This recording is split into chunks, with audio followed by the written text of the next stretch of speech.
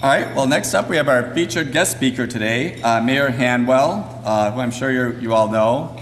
I'll read his biography, but I want to tell you firsthand that at McJack Candy, as we've done different expansions and other things over the years, we've worked with the city of Medina quite often, and I've been very pleased with the services out of the city. So I can tell you firsthand, I'm pleased with the job he's been doing and with the city of Medina in general. Dennis Hanwell is the Mayor and Safety Director for the City of Medina. He has been the Chief of Police for the City of Medina for over 12 years. He has nearly 33 years of service with the City of Medina and over 35 years in law enforcement. He has an associate's degree in criminal justice from the University of Akron and a bachelor's degree in criminal justice administration from Tiffin University. Dennis has served as the president of the Medina County Police Chiefs Association for over 11 years. He's had articles published in national criminal justice periodicals and has been a speaker at previous Ohio Attorney General conferences, Safe Community conferences, and Public Safety Directors conferences. Under his tenure, the City of Medina Police Department has received both state and national recognition for various community policing initiatives. These initiatives have been implemented citywide under a community-oriented government model. He's been married to Chris for the past 38 years. He has 2 adult children, Jonathan and Nicole, and 1 grandchild, Madison. And again, I'd like to thank him, and I want to thank him for the services he's done for all the different businesses here in Medina. And I'm speaking firsthand that it's a great administration to work with. So thank you for being here today. Thanks.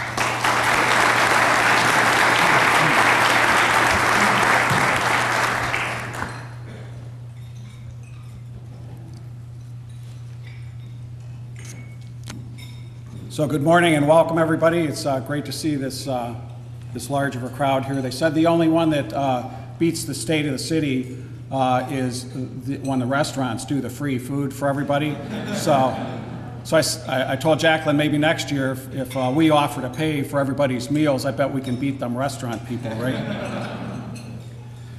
So the state of the city is continuing to do excellent. I'd like to introduce my mother and father here, Bob and Nancy Hanwell, with the red shirts on, can't miss them.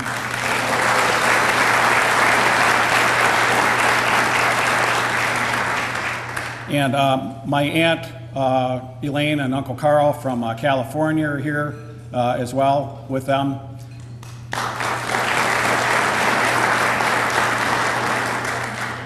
And I'm exceptionally pleased. Joining them at the table today is my son, John. John worked for FedEx for a good period of time, and this spring was hired by Sandwich Food Corporations.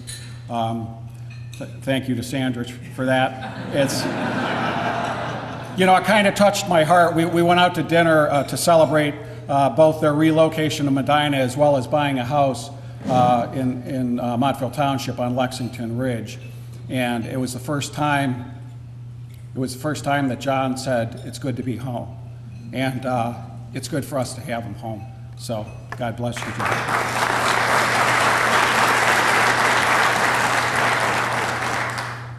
Some of the elected officials that are here today, before I get started, State Representative Steve Hambley.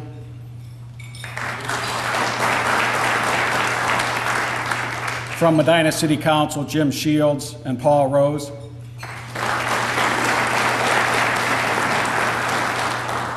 A dear friend, retired Judge John Lone from our Common Pleas Court. And school board members Rob Skidmore and Becky Parkhurst.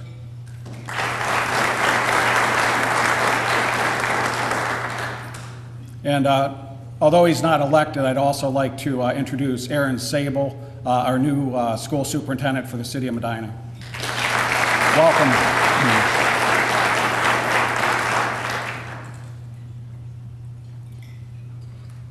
I'd like to thank Miles Reed for working on the photos and the graphics to go along with the presentation. He does a great job for us. And the title of the presentation is simply this: There's Something Special About Medina. And I think at the end of the presentation, you'll agree that it was properly named. Let me just share a couple things with you. Sunday at church, 2 people come up to me people are always surprised, I can't believe you go to church, I can't believe you go to Walmart, I can't believe you grocery shop, like when you're mayor, you don't eat or, need to buy supplies. But they, because people will come up and talk to you. And I can tell you 99% of the time, easily 99, if not higher, are people with compliments. 2 people this past Sunday came up to me at church. One to share, they had called the police department in Brecksville for a stolen license plate and how they were treated by that police department versus how they're treated with the city police department made them thankful that they're living in the city of Medina. The second one was a subject that came in. He was doing some landscaping, some movement of dirt at his place, and he needed some help with the drainage issues. And one of our engineering associates, Corey Clifford, helped him. And he helped him enough, and his positive customer service was strong enough that this person sought me out in church before we got started, not in the middle of church, but to share that with me. And that's an example to me from the top down what we're trying to do here, and it's what makes Medina special. So let me start with this. This is a photo of the Common Pleas Court. Now the city was founded in 1818. The Common Pleas Court there, the lower right, was built in 1841. Disney, I hope I'm not making you homesick over there, Disney in California was in 1955. So think about that for 1 second.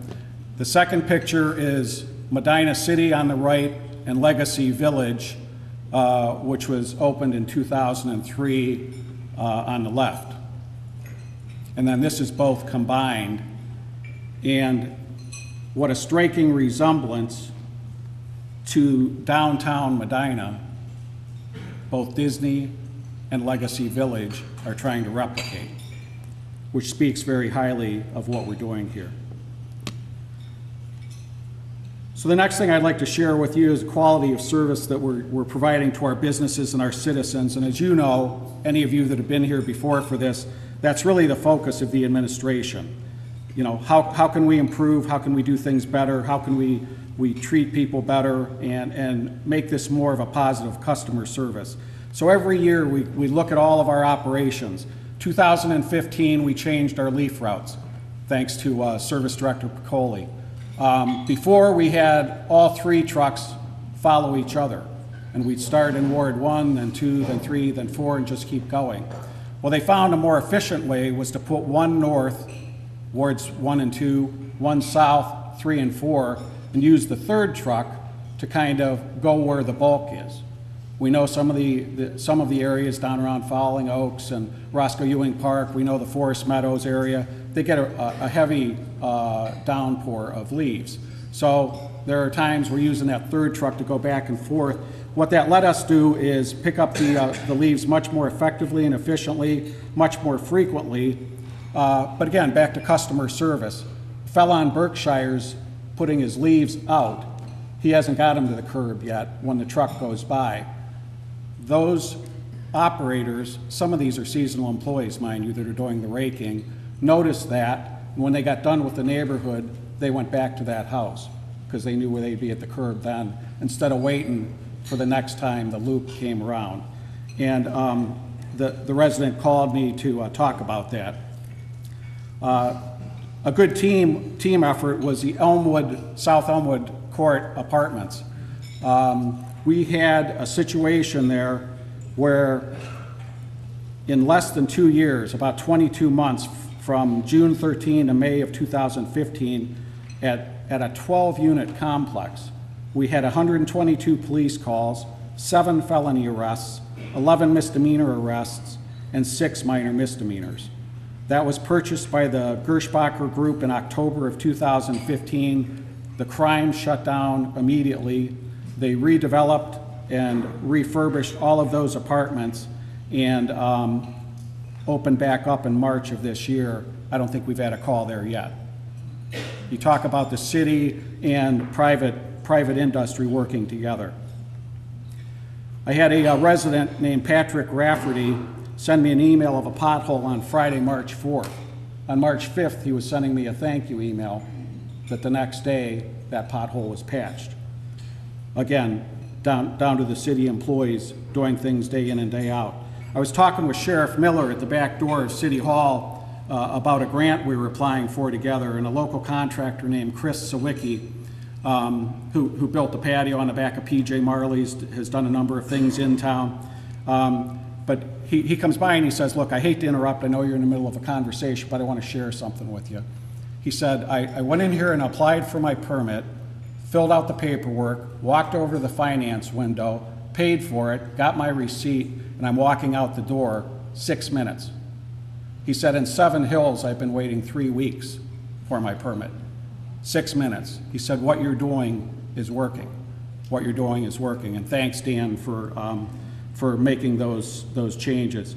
And then last but not least, and some of you may have seen this in the Gazette, it was on the front page in the August 25th Gazette. Dr. Lauren Raymond, who is doing the chamber demo and redevelopment, stated this: of all the places he has developments, and he's in multiple counties, Medina is by far the easiest and friendliest administration. There are excellent people here. I mean it from the heart. We couldn't ask for a better compliment than that, right? Here's a guy that's been through, had to get a demo permit, has to get building permits, had to go through planning and zoning, and that was his explanation of what we're doing. And I give this the credit to the staff. We have an excellent working relationship with the chamber, with the city council, with Main Street Medina, Medina County Economic Development, and the County of Medina. We do so many things collaboratively, and you're going to hear some of those here today. So community friendly and business friendly. One of the main things is just being accessible. I had a subject come in today with a folder in his hand, and he's kind of looking around, even though we have signs to try to orient people. And I said, do you need some help? He said, I need to file a demo permit. So I showed him the door to walk through. And he said, I didn't know who he was. He knew who I was. He said, I can't believe the mayor would stop walking through the rotunda to ask me what we needed. I said, well, that's what we're here for. That's what we're here for, is to serve you. We created the Community Development Department, where we put building, planning, and economic development all in the first door in. Same-day permits, next-day permits we just talked about. We're working on electronic permits right now. A little bit more of a challenge. It's going to take a revamp of our website, but what we want people to do, not that we don't want to see you, but make it more convenient for you, so if there's no need to come to City Hall, you can send it in electronically. Not only permits, we're doing that with civil service applications for jobs for both the school and the city, and also utility sign-up. My law director's kind of old school, no disrespect, but he likes a signature card, so then he can get in front of the judge and say, look, they signed this card, they said they were responsible, and they weren't responsible. But the state of Ohio has already passed legislation saying electronic signatures are acceptable, and that's what we're moving to, even in spite of his objections. So all the parking in the city is free, and we do that intentionally. That's to support the businesses. A lot of places you go, they're writing you tickets, you spent too much time, whatever. We'd rather have it this way. In January of last year, we took over residential and commercial plumbing and issued 141 permits. And we still have a part-time, many people don't know this, we have a part-time fire department. And we'll continue to do that as long as we can respond effectively. So we started with daytime staffing with 3 people, and then Montville wanted to combine with us to offer second shift staffing. So now, together, collaboratively, and we station it out of Station 3, so that's kind of equal distance to locations in the city and Montville. But again, through collaboration, we're able to provide for 16 out of the 24 hours a day with part-time people and reduced benefits that fire service. Quality of life in our homes and our neighborhoods. We implemented back in 2011 the senior Snowplow program, seniors, disabled, and veterans, active veterans. We started with 39 the first year, then we adjusted the financial requirements or minimum finances, and last year we did a total of 69. And that's a great service for our seniors that shouldn't be out there or can't get out there and do their own driveways, but also so they're not captives in their own home for 2 to 3 months out of the year. We also partner with local churches to do a day of serving the first Saturday of every May. Knowledge of results is something that I stress day in and day out with staff. It doesn't matter what you did if the person that called with a concern doesn't know what you did or what you're doing. So we call that knowledge of results. Maybe we have to order the sign they're asking for. Maybe it's going to be a little while, like next week, until that person gets back from vacation that handles that sort of thing. But just that simple phone call of letting them know, so they're not assuming because they didn't hear anything that we didn't do anything. This is what we're doing, this is the timeline, or sometimes the answer is no. We try to do as much as we can, but sometimes what's requested of us is not possible. Let me just talk about, on your screen there on the right side is the McDowell Phillips house. That's located if you take West Washington where it dead ends into South Prospect. But the other one in the lower left is the Forest Meadows Apartments on East Reagan, and this is an interesting story. Bob Gura bought that complex living in California. Did it all from California, sight unseen. He got here and was so impressed with the city and our processes and what we were doing that he moved to Medina, and he's currently looking at other apartment complexes in the city to make additional investments on, and good for him and good for the city. Our business community, we do our ribbon cuttings and grand openings collaboratively with Main Street Medina and the Chamber. You'll see a picture of that here shortly. I also use that as an opportunity to talk to the folks. Okay, you know, how did it go? Were there any obstructions? Anything you think we could be doing a little bit easier or better? Through our law department, we've been able to issue revocable use permits to a number of the establishments in town. That's how Sully's built their patio. That's how PJ Marley's built their patio, because it was a small piece of city land that the city wasn't really using, didn't really need, but we can't give away city land. But we can let them use it. That's why it's called revocable. We can let them use it as long as we don't have a need for them. That helps them, that expands the number of people they can serve, the number of people they hire, and it's just a good use. We did the Brownfield Coalition grant. Some of you may or may not have been involved in that, where it pays for phase 1 and phase 2 on commercial and industrial properties. And that was a collaboration with the city and the 4 surrounding townships, as well as Chippewa Lake. And what they look for generally with that was a $1 million grant. What they look for is 1 to 2, 1 to 3 is considered pretty good return on that investment. We got almost 12 to 3. $11.7 million in investment for that $1 million they gave us, and that at last count created 121 new jobs, but that investment is continuing to grow and those job numbers will continue to increase. In 2015, we installed 2 permanent water connections with Medina County, again, collaboration, so that if we run into another problem with our water source, we have access from a different place as well.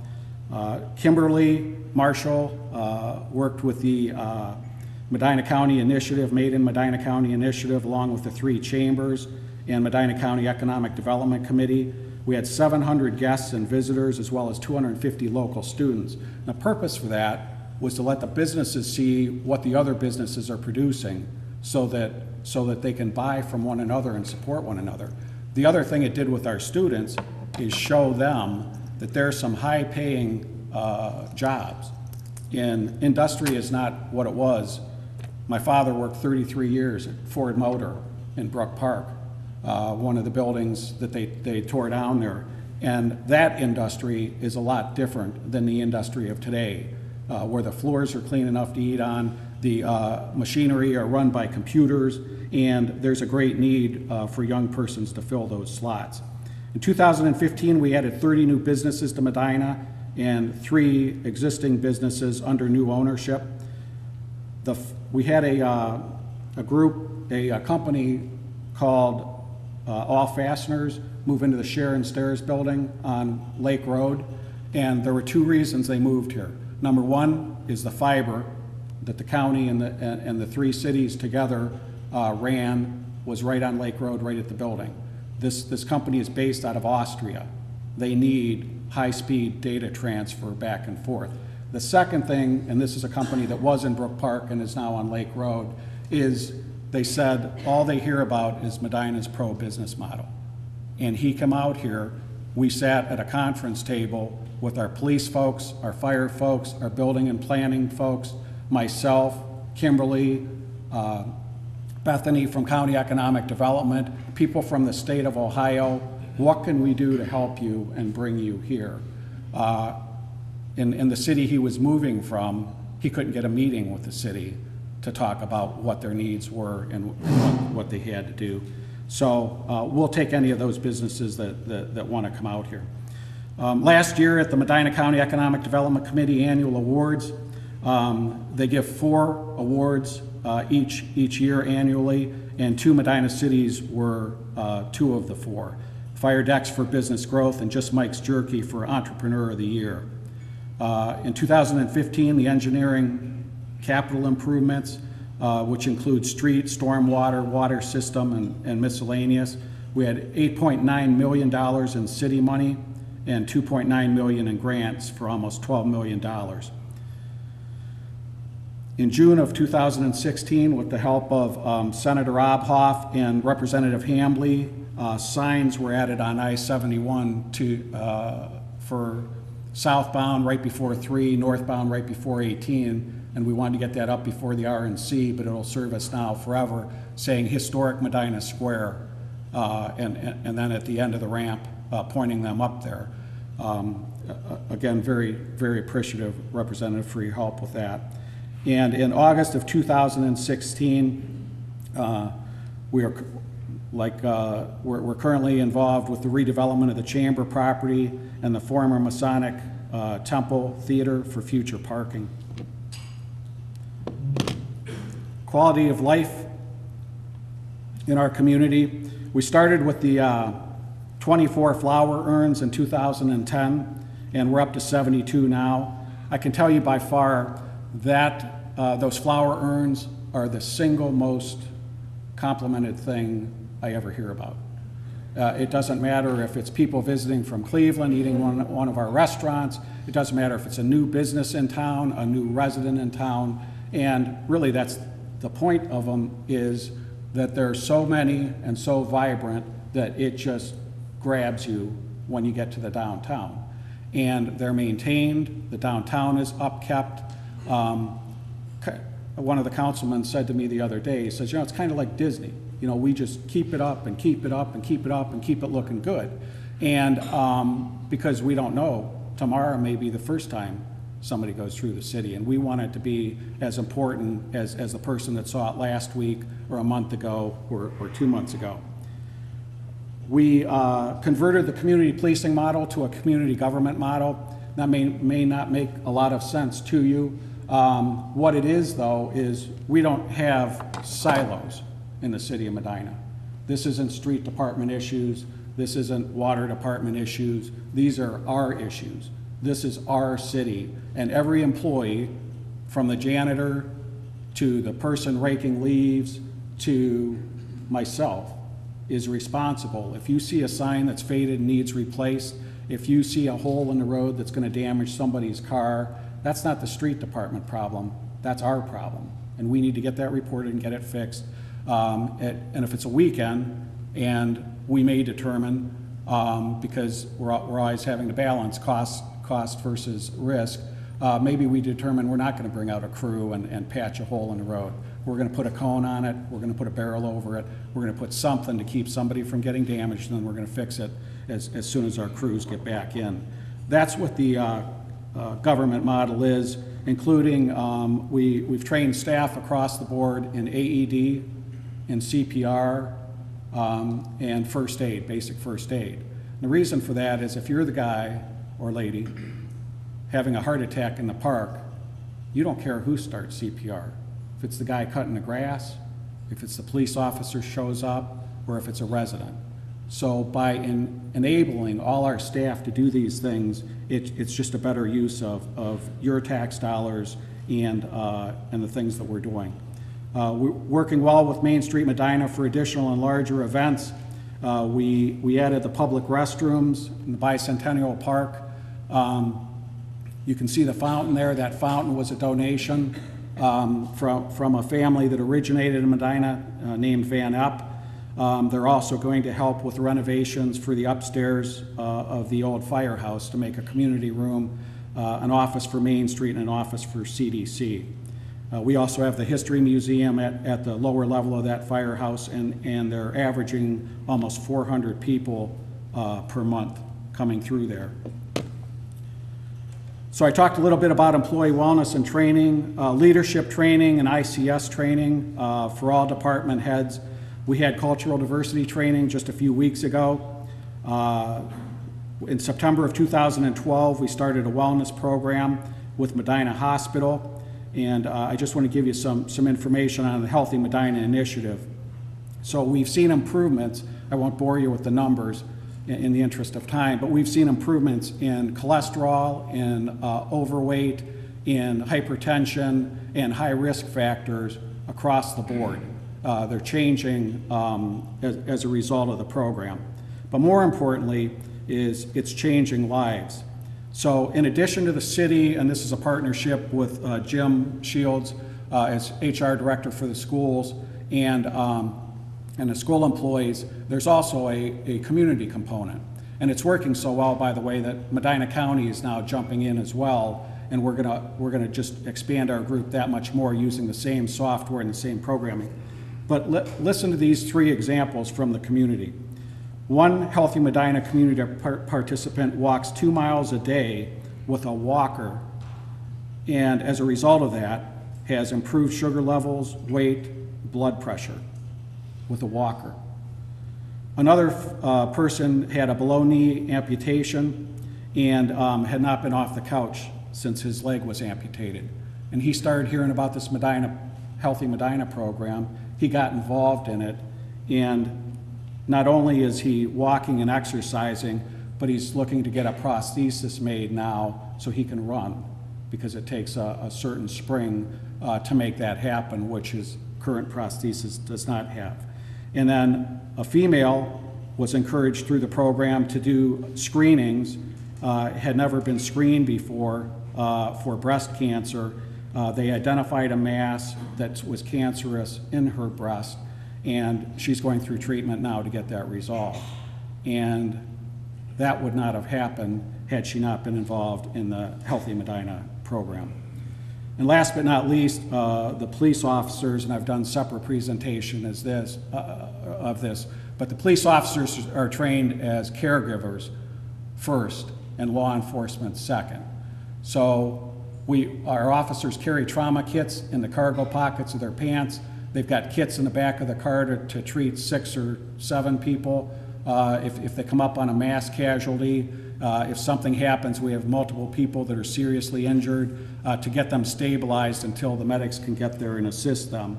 And I can tell you that in today's society, where the police are looked at differently in other parts of the country, that has paid great dividends for us, because they don't just see the officer when it's time to charge somebody or write a ticket or put somebody in the county jail. They see the officer saving the life of them or a neighbor, helping a family member, finding a lost child, walking in the parks, and they know their police.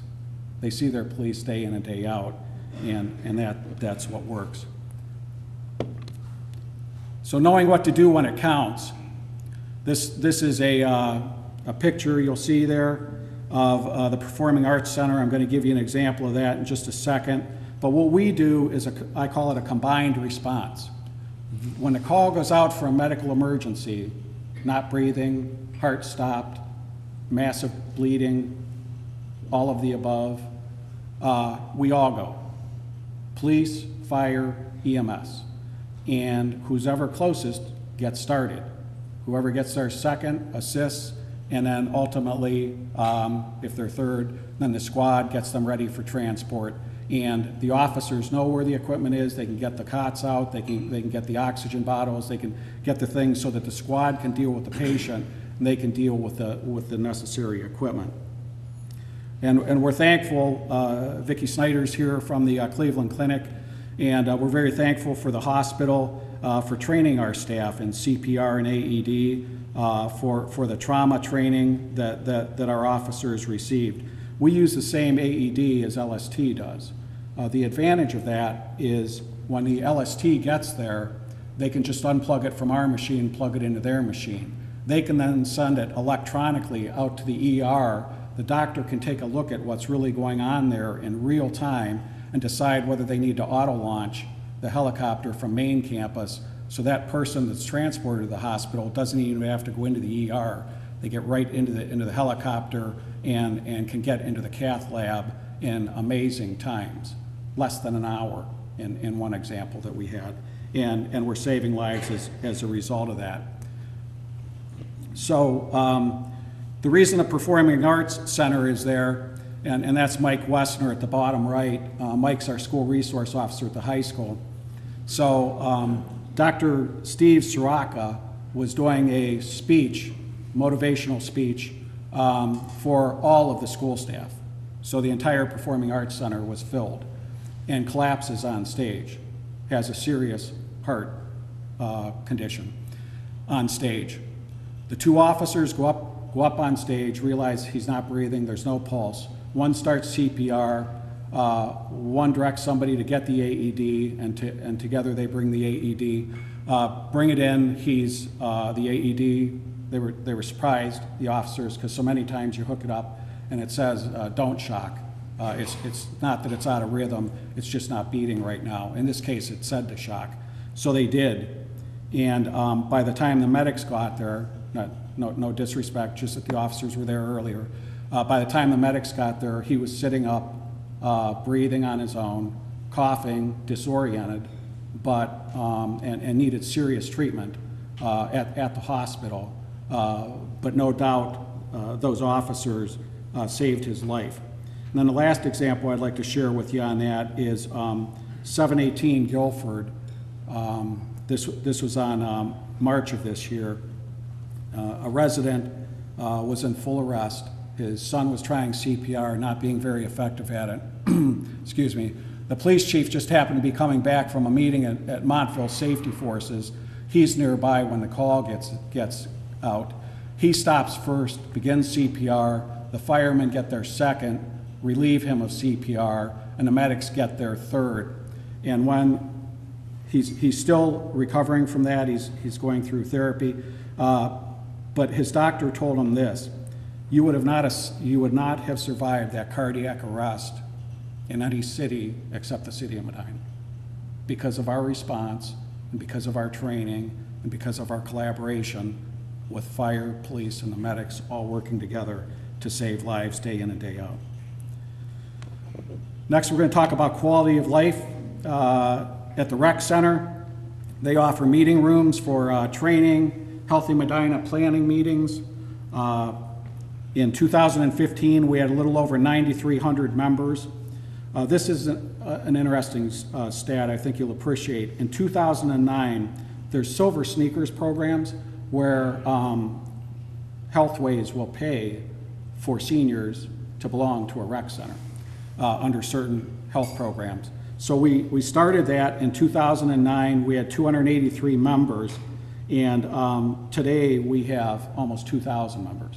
2,000 of our seniors have memberships at the rec center that they're using because it's paid for them by this Healthways program. Again, trying to help them, keep them healthy, improve their quality of life. In March of 2015, the Taekwondo Championship was held at the rec center for the first time that it wasn't in the Columbus area. And the rec center also hosted a half marathon and a 5K expo in this past year. Some of our community assets: one is our airport. Again, Miles Reed, you'll hear his name frequently in my presentations. He set up a website for them.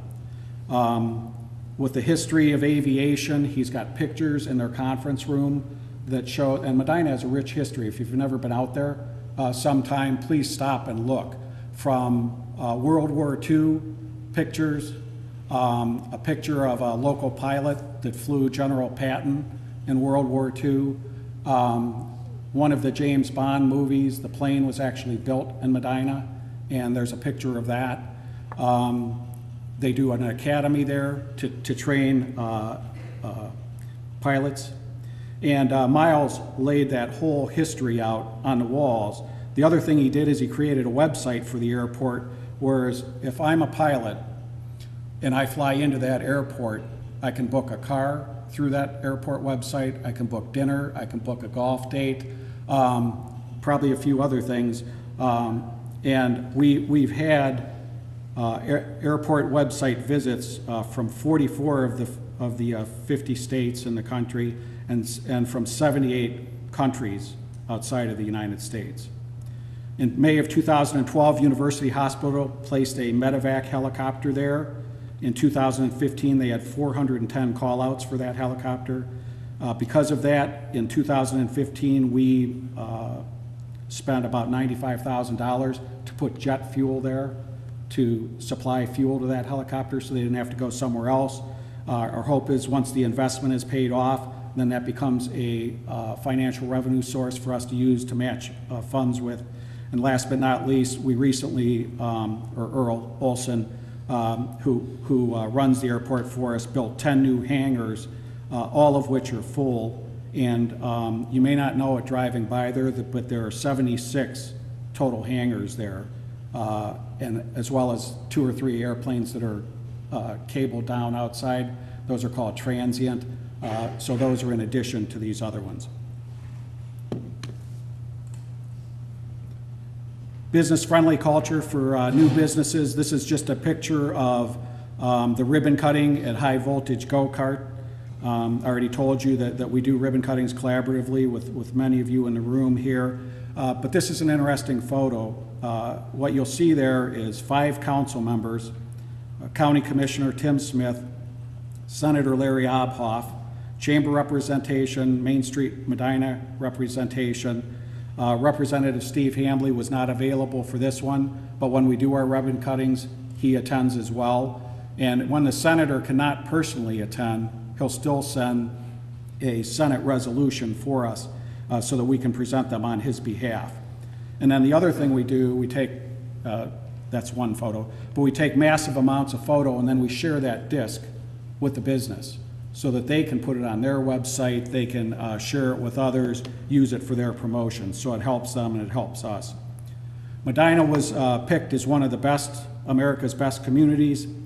We didn't make it after the quarterfinalist round, but we still feel the Medina is the best. Some of them are just still finding their way, and they'll figure it out pretty shortly here. So in February of 2015, Heritage Ohio holds a statewide revitalization training in Medina. In July of 2015, Medina is ranked number 10 of the best Cleveland suburbs. Some people get aggravated with me. They say, we don't want to be a Cleveland suburb. And I can't change that. If they consider us a Cleveland suburb and they're going to give us an award for it, we'll take that. So in July of 2015, Medina was ranked one of the safest cities in Ohio by SafeWise. March of 2016, Medina was ranked 5th best Cleveland suburb for young professionals. In August of 2016, Renew Medina, which did the house with Main Street, had a subgroup that did the house on South Court Street. And Renew Medina was awarded the best residential rehabilitation project in the state by Heritage Ohio. And Kimberly Marshall, our economic development director, was selected as the best public leader in revitalization by Heritage Ohio. And they're going to have a reception for them in Cincinnati in October later this year. Quality of life with community partners.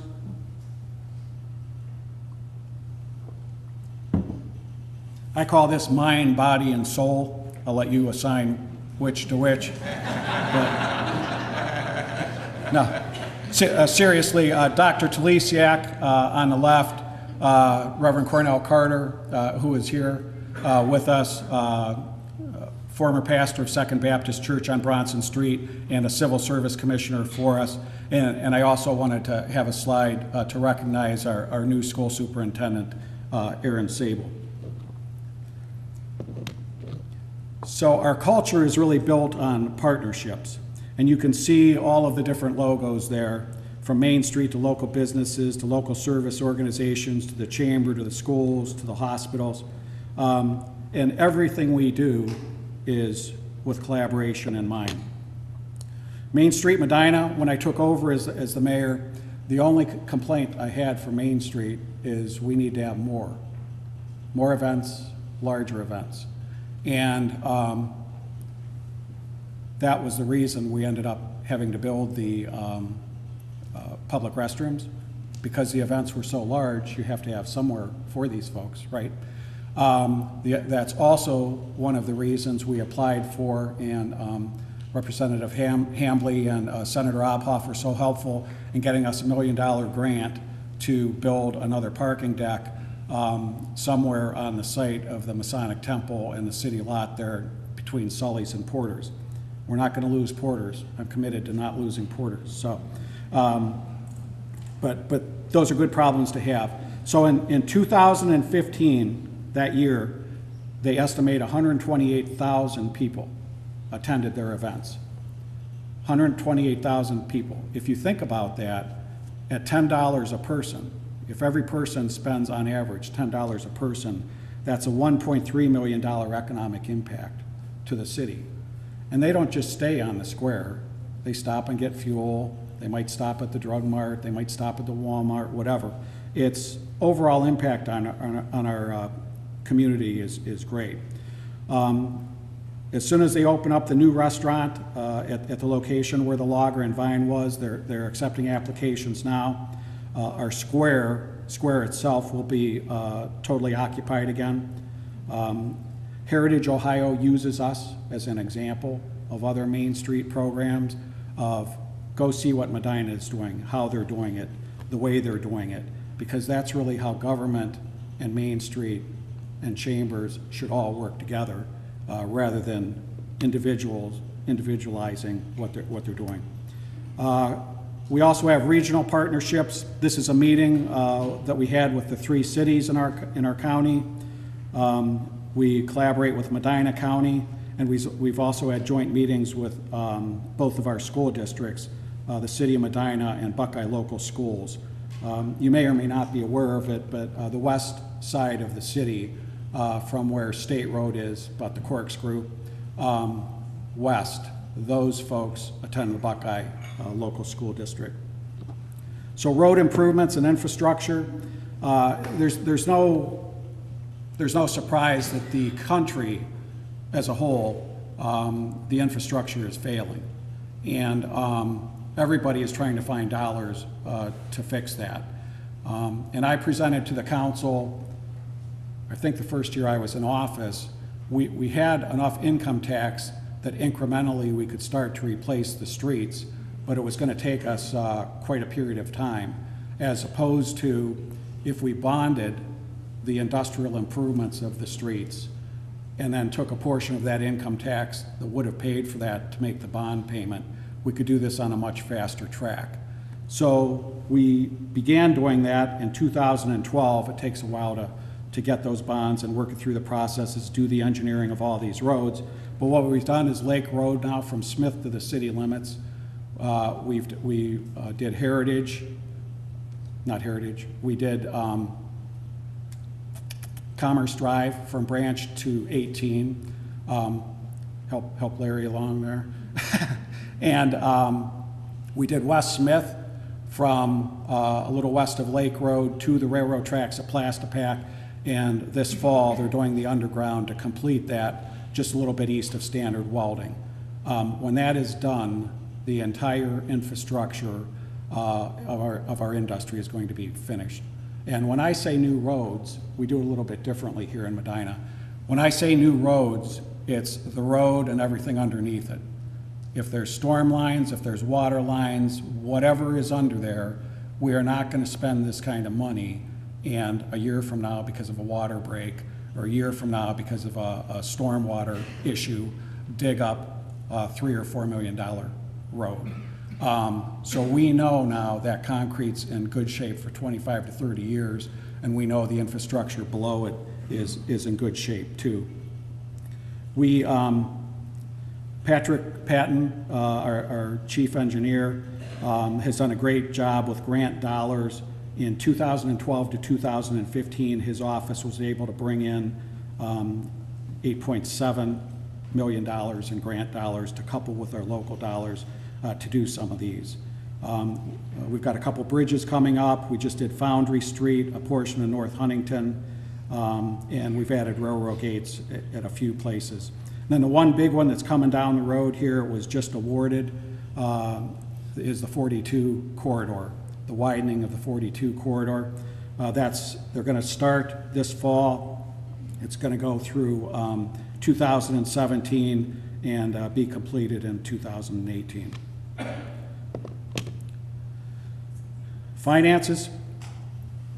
The general fund is not keeping the reserves that we used to. We used to have close to 80–90%. We were down to about 44%, so City Council reallocated some of the income tax so that we could help supplement that a little bit and try to keep a more reasonable balance in there. Our income tax is not growing very dramatically, but at least it's not losing. It's holding its own. So we're trying to work within those guidelines. The other things that we do financially to spend money more effectively and efficiently with your tax dollars is we provide, you saw Mike Westner there in one of the earlier slides, we provide school resource officers to the high school and the 2 middle schools. And this year we're starting a DARE program collaborating with Montville Township, who has been doing it at our elementary schools, to work with them and work with the schools. And the school is not charged for those staff members. Then they provide the city with IT services. They need IT services because of the volume of things that they have. We have a sergeant that's assigned to IT for the city, but they work with us, and again, it's all your tax dollars, so we're not charging either one for those things. The city in 2014, for a 2-year grant, joined with the cities of Brunswick and Wadsworth for a collaborative application of CDBG funding. If we applied individually, this is the state's interest in collaboration. We're doing pretty well with collaboration, as you've heard, but so the state's saying we want to compel collaboration, so we'll give you $350,000 a year if you apply on your own, but if you apply with another city or multiple cities, we'll bump that up $50,000 for each of you. So instead of $350,000, each of the cities got an extra $50,000 by doing that. We also get about $2 million in CHIP grants, and I'd be remiss if I didn't mention that the finance department from 2008 till 2014, and this is always issued 2 years after the closeout, has received awards for Certificate of Achievement for Excellence in Financial Reporting from the Government Finance Association of Ohio. So that is just a basic slide showing you where the bulk of the funds come from. And overall, the grand total is just a little bit over $33 million. I'm going to get a drink of water, and then I'm going to ask if there are any questions. I just ask if, unless you have to leave for a meeting or anything, I've got one more slide that I'm real excited to share with you, but I'll take questions first.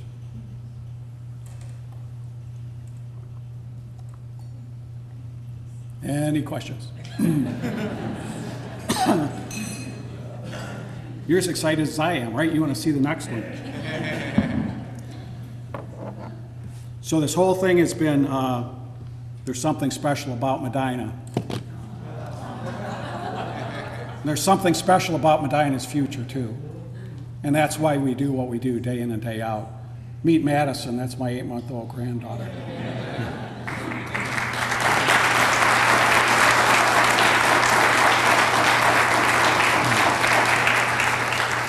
In closing, let me just share this with you.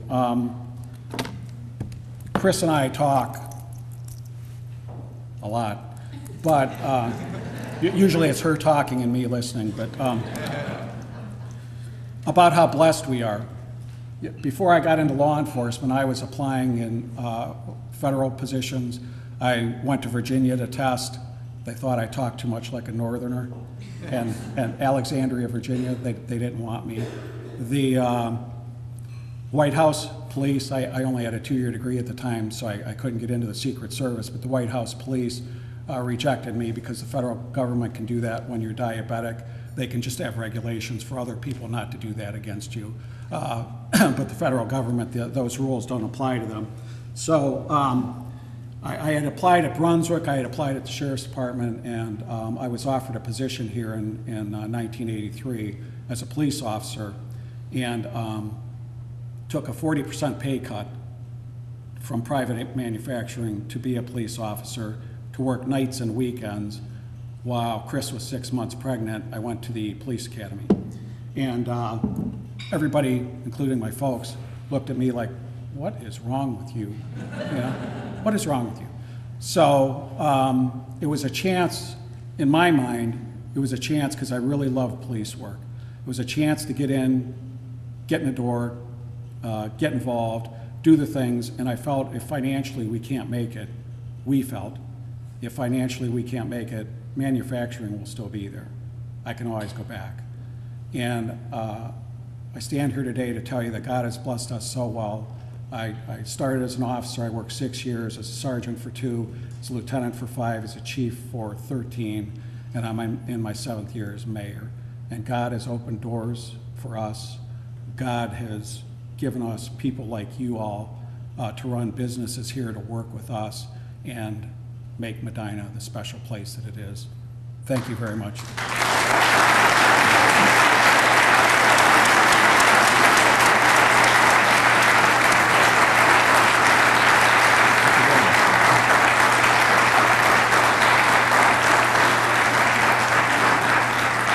Well, I want to thank Mayor Hanwell again for taking time out of his busy schedule. In fact, I know he has something after this. I want to thank him for coming and giving an update on the state of the city, which appears to be very healthy once again. I'm happy to hear and happy to be part of it too, as a business.